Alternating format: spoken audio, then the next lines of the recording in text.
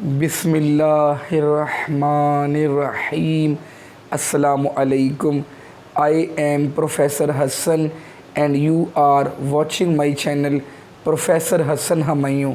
Dear students, आज मैं discuss करूँगा इंग्लिश ग्रामर के इम्पॉर्टेंट रूल्स जो आपके लिए हर रिटन टेस्ट के लिए बहुत इम्पॉर्टेंट हैं। आपने पाकिस्तान में पीपीएससी, एफपीएससी और केपीपीएससी का कोई भी रिटन टेस्ट देना है, उसमें इंग्लिश ग्रामर का पोर्शन मस्ट है। आज का लेक्चर स्टार्ट करने से पहले मैं तमाम स्टूडेंट्स से ये रिक्वेस्ट करूँगा कि अगर अभी तक आपने मेरे चैनल को सब्सक्राइब नहीं किया तो अभी मेरे चैनल को सब्सक्राइब कर लें, लाइक और शेयर भी कीजिएगा और बेल आइकन को ज़रूर क्लिक कीजिएगा ताकि आपको मेरी नेक्स्ट इम्पॉर्टेंट वीडियोस के नोटिफिकेशंस मिलते रहें। Let's start. सबसे पहले मैं आपको बताता हूँ कि फ्यू और अ फ्यू इसमें क्या डिफरेंस है, और ये जब हम इंग्लिश बोलते हैं उसमें भी गलती करते हैं, और ग्रामेटिकली अगर आप कोई लेटर लिखते हैं, कोई एप्लीकेशन लिखते हैं, आप कोई भी सेंटेंस को करेक्शन के लिए देखते हैं तो उसमें क्या गलती हो सकती है। फ्यू और अ फ्यू, फ्यू का मतलब है चंद, थोड़े से। फ्यू और अ फ्यू तादाद के लिए इस्तेमाल होता है। बुक्स हैं, चेयर्स हैं, रूम्स हैं, चिल्ड्रन हैं, स्टूडेंट्स हैं, पीपल हैं, जो थोड़ी चीज़ होगी तादाद में जिनको आप गिन सकते हो। वॉशिंग मशीन्स हैं, वैन्स हैं, विंडोज़ हैं, डोर्स हैं, फैंस हैं, इन तमाम के लिए फ्यू और अ फ्यू इस्तेमाल होगा। इसमें अब गलती क्या है? For example, there are few boys in the class. Whenever you speak a sentence, whenever you write a sentence, it is a positive sentence. एक ये मुस्बत जुमला है जिसमें नहीं का इस्तेमाल नहीं है। तो जब कोई पॉजिटिव जुमला होगा तो उसमें थोड़े लोगों के लिए, थोड़ी चीज़ों के लिए फ्यू नहीं बल्कि आ फ्यू आएगा। There are a few boys in the class. There are a few children in the house. घर में कुछ लोग हैं, घर में कुछ गाड़ियां हैं। There are a few cars in the house. वहाँ पर होटल में कुछ लोग हैं। There are a few people in the hotel, in the restaurant. College में आज कुछ टीचर्स हैं। There are a few teachers in the college. और few कब यूज़ होगा? जब नेगेटिव सेंटेंस होगा। For example, there are not few chairs in the class, in the room. कमरे में थोड़ी सी भी कुर्सियां नहीं हैं। नाउ नॉट, ये नेगेटिव सेंटेंस में आ फ्यू नहीं लगेगा बल्कि फ्यू लगेगा। क्या सीखा आपने? What did you learn? Few और आ फ्यू का मतलब है थोड़े से, चंद चीज़ें जिनको आप गिन सकते हैं। वॉशिंग मशीन्स हैं, रूम्स हैं, टीचर्स हैं, स्टूडेंट्स हैं। पॉजिटिव सेंटेंस होगा then you will use a few, और जब नेगेटिव सेंटेंस होगा आप यूज़ करेंगे खाली फ्यू। और इसी तरह लिटिल और अ लिटिल में भी यही फ़र्क है। ये दोनों आएंगे मिकदार के लिए, क्वांटिटी के लिए, और ये थे नंबर ऑफ थिंग्स के लिए।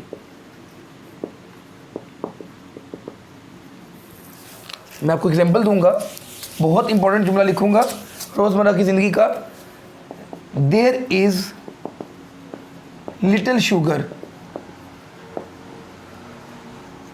इन द टी। चाय में थोड़ी चीनी है। आप कहते हैं अपने घर में there is little sugar in the tea, तो ये गलत जुमला है। थोड़ी चीनी है, मिकदार के लिए फ्यू या आ फ्यू नहीं आता बल्कि लिटिल या अ लिटिल में से आपने एक सोचना है, एक पिक करना है, और उसमें से कौन सा।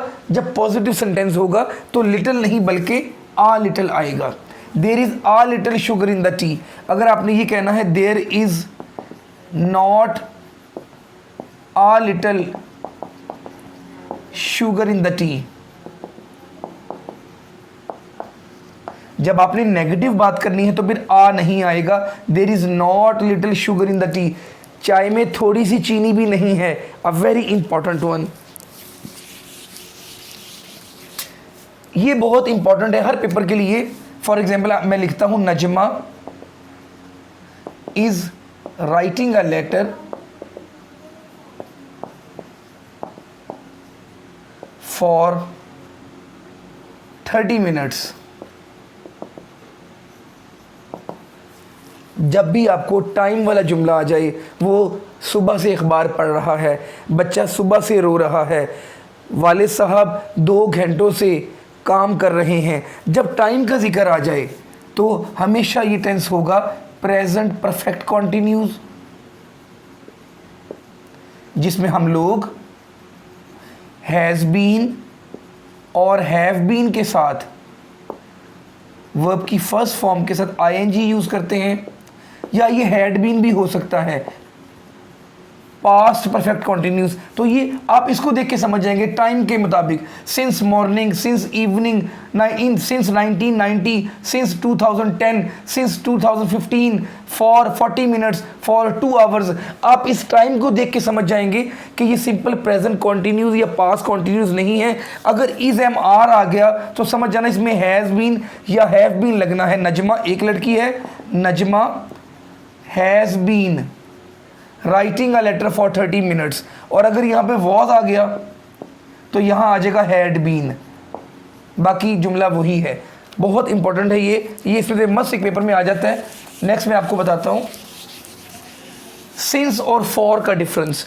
देखिए, सिंस यूज होता है जब आपको स्टार्टिंग टाइम पता हो, जब आपको किसी जुमले में स्टार्टिंग टाइम अगर कहा जाए 2 आवर्स, आपको नहीं पता कि काम कब स्टार्ट हुआ तो इसमें फॉर लगेगा। फॉर लगता है जब आपको ड्यूरेशन पता हो, कितनी देर हो गई है। और सिंस आता है जब आपको स्टार्टिंग टाइम पता हो, मैंने काम शुरू किया था सुबह मॉर्निंग, अब ये स्टार्टिंग टाइम पता है तो सिंस आ जाएगा। 2010 स्टार्टिंग टाइम पता है 2010 में शुरू किया था तो सिंस आ जाएगा। 2 डेज 2 दिनों से, तो ये टाइम नहीं पता कब आपने स्टार्ट किया था तो ये फॉर आएगा इसमें। अ वेरी इंपॉर्टेंट वन, वो 5 घंटों से फुटबॉल खेल रहे हैं, they have been playing football for 5 hours. एक तो टाइम आ गया, ज़्यादा लोग थे, हैव बीन लगेगा, प्रेजेंट परफेक्ट कॉन्टिन्यूस है, और अगर टाइम है आगाज़ का नहीं पता उन्होंने कब खेलना शुरू किया था तो फॉर आएगा इसमें। उसके बाद है, ये बहुत इंपॉर्टेंट रूल है, Sana said that she is busy. Dear students, याद रखिएगा हमेशा जब पहला हिस्सा पास्ट में हो, ये सेड, ये से की सेकंड फॉर्म है, सेड होता है कहा, तो इसमें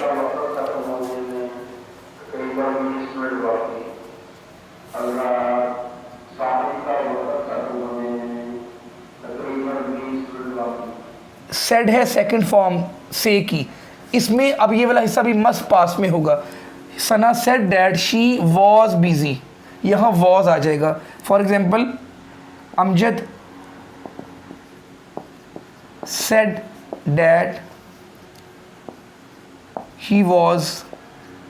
ही is playing.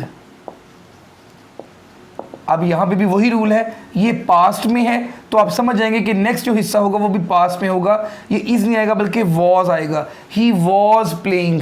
A very important rule. Next is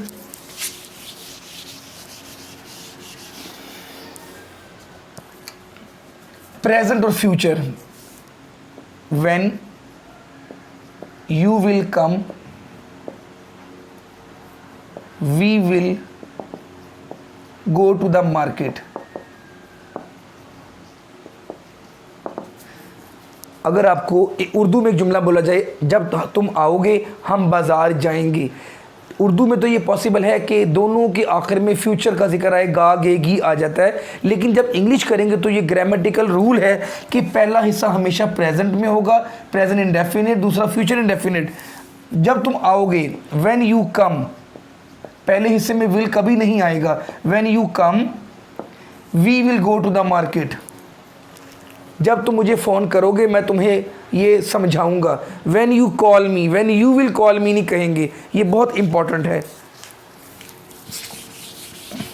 next is unless और अनटिल, बहुत इंपॉर्टेंट है। इसमें अक्सर लोग गलत बोलते हैं जब जुमला बोलते हैं, याद रखिएगा बेटे, मैं आपको एग्जांपल दूंगा। Unless you promise, you do not promise. I will not tell you the whole story.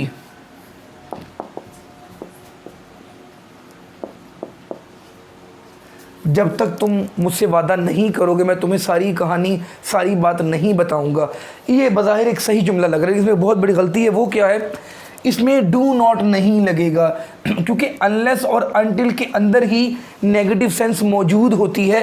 पहले पार्ट में कभी भी डू नॉट या डिड नॉट या नेगेटिव सेंस आएगी ही नहीं। इसका क्या करेक्ट होगा, अनलेस यू प्रॉमिस, जब तक तुम वादा नहीं करोगे, अनलेस के अंदर ही नेगेटिव सेंस मौजूद है। Unless you promise I will not tell you the whole story, अगले पार्ट में नेगेटिव आ सकता है। नेक्स्ट है लेट हिम टू प्ले, उसको खेलने दो। लेट के बाद टू नहीं आएगा, let him play. Let them play in the garden, let them study, let them read the newspaper, let them purchase a new mobile phone. To आपने नहीं लगाना फ़ौरन, अ वेरी इंपॉर्टेंट वन। और last है to. To एक ऐसी preposition है जिसके बाद हमेशा वर्ब की फर्स्ट फॉर्म आएगी।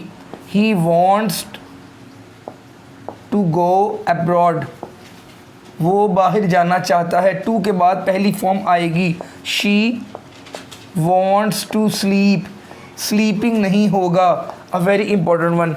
डियर स्टूडेंट्स, मैं आपके कीमती कमेंट्स का आज की वीडियो पे वेट करूँगा और इसको शेयर ज़रूर कीजिएगा अपने फ्रेंड्स के साथ। अस्सलाम वालेकुम।